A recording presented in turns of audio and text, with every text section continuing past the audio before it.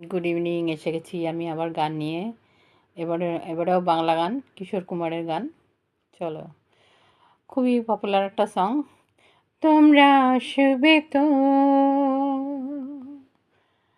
তোমরা আসবে তো, যদি কোনো দিনে আসরে আবার আমি গান গাইতে আসি। তোমরা আসবে তো, ভালোবাসবে তো, শুনিয়ে গান আরো, ভরিয়ে প্রাণ আরো, চাই যে ভেসে যেতে, চাই আরো কিছু দিতে। তোমরা আসবে তো, ভালোবাসবে তো।